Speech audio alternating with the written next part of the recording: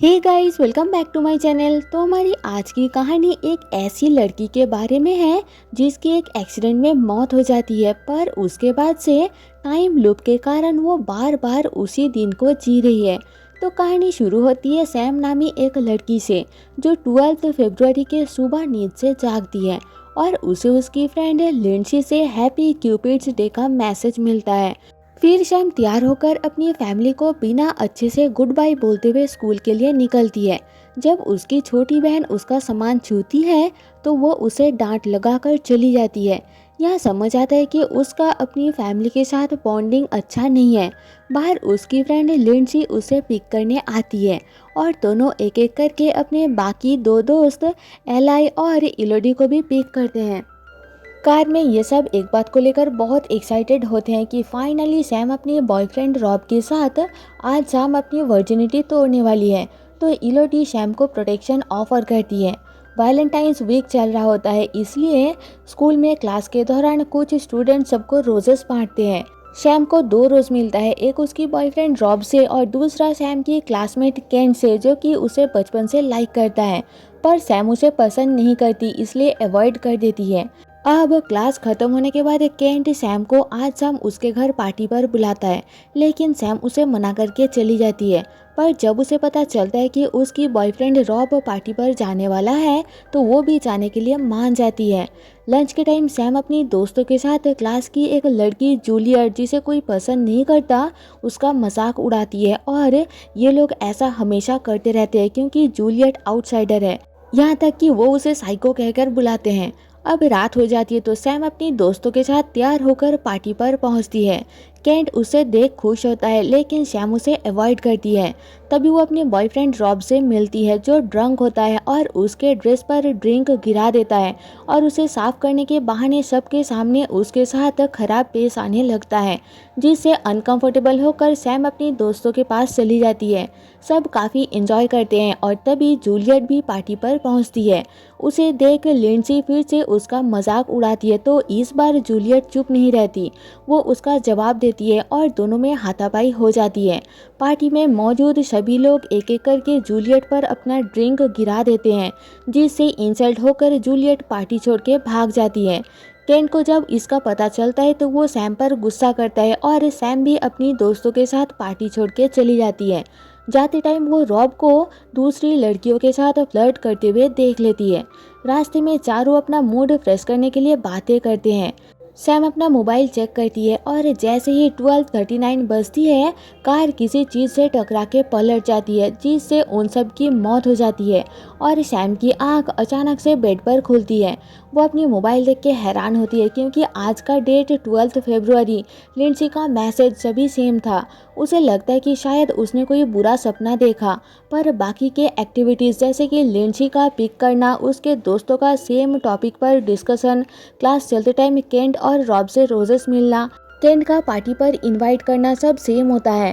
Party पर भी Rob उस पर ड्रिंक गिरा देता है और उसके ग्रुप का जूलियट के साथ फाइट होती है। ये सब सेम टू सेम होता देख सैम बहुत घबरा जाती है और कार से वापस आते टाइम जैसे ही वो अपने फ़ोन चेक करती है, पिछली बार की तरह 12:39 बजते ही कार किसी चीज़ से टकरा के पलट जाती है, जिससे उनकी मौत हो जाती है और फिर से सैम की आँख 12 फरवरी सुबह अपनी बेड पर खुलती है।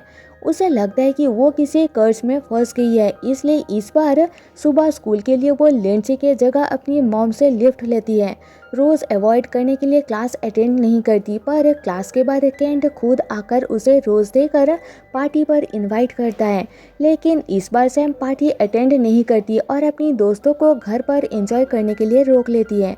उन्हें सोशल मीडिया से पता चलता है कि जूलियट ने पार्टी अटेंड किया था। जैसे ही 12:39 का टाइम होता है, सैम घबराती हुई टाइम चेक करती रहती है और 12:40 होते ही उसे राहत की सांस आती है। उन्हें इस बार कुछ नहीं होता, तो सैम को लगता है कि शायद सब कुछ टल गया है। लेकिन रात को उन्हें पता चलता है कि जूलियट ने सुसाइड कर लिया है। सैम को कुछ समझ नहीं आता कि ऐसा उसने क्यों किया। इस बार तो उन्होंने उसका मजाक भी नहीं उड़ाया। उसके दोस्तों से पता चलता है कि कुछ टाइम पहले लिंडसी और जूलियट बेस्ट फ्रेंड हुआ करते थे, पर फिर उनके बीच झगड़ा हो गया था और आज क्लास में लिंडसी ने जूलियट को हेट्रेड वाली रोज दिया था। सैम को बुरा लगता है कि अनजाने में उसने लिंडसी की बात सुन के अब तक जूलियट का मजाक उड़ाया। लिंडसी इस बात पर कुछ नहीं बोलती और सब सो जाते हैं। अगले सीन में सैम की नींद फिर से 12 फरवरी को खुलती है।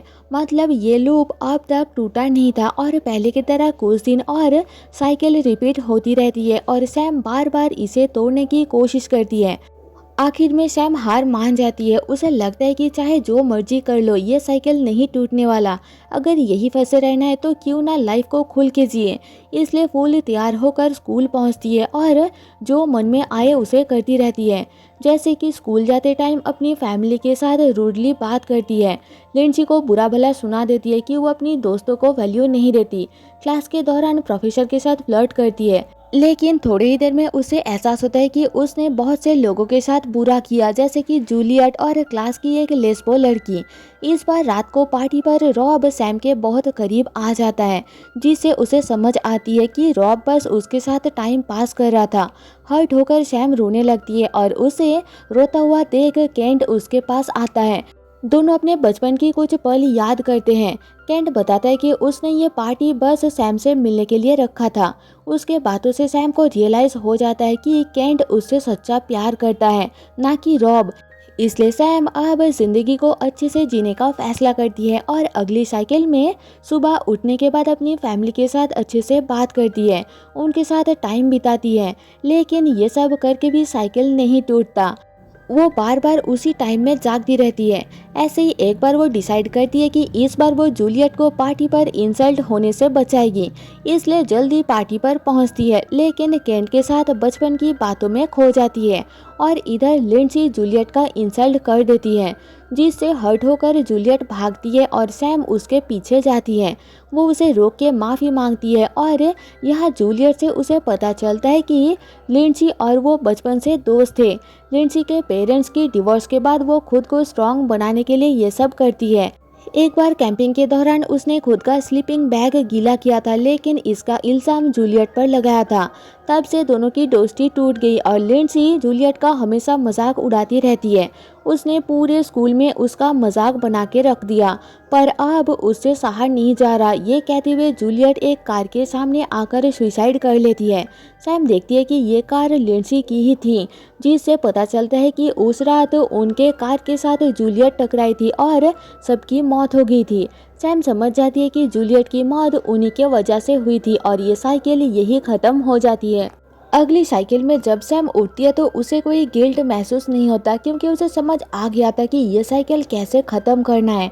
इसलिए नींद से उठ के वो अपनी फैमिली को अच्छे से बाय बोलकर स्कूल पहुंचती है। इस बार वो खुद से केंट को रोज देकर एक्सप्रेस करती है कि वो भी उसे पसंद करती है और रॉब को डम करती है क्योंकि वो उसके लायक नहीं था। लंच के दौरान वो अपने दोस्तों को जूलियट का मजाक ना उड़ाने का समझाती है। उसे समझ आ गया था कि ये उसकी आखिरी लूप है, इसलिए अपने फैमिली को अच्छे से अलविदा बोलती हुई पार्टी पर पहुंचती है। पार्टी पर वो इस बार केंट को किस करके इजहार करती है कि वो भी उससे प्यार करती है। पार्टी पर सैम जूलियट को समझाने की बहुत कोशिश करती है, लेकिन वो नहीं मानती और एक ट्रक के सामने आ जाती है। तो सैम उसे धक्का देकर खुद ट्रक के सामने आ जाती है, जिससे जूलियट की जगह सैम की मौत हो जाती है।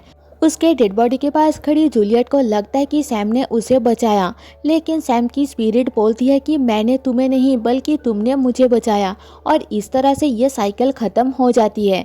सैम की स्पिरिट आज़ाद हो जाती है और एंड में उसके बचपन की कुछ यादें फोटोज दिखाती हुई मूवी खत्म हो जाती है। Thanks for watching.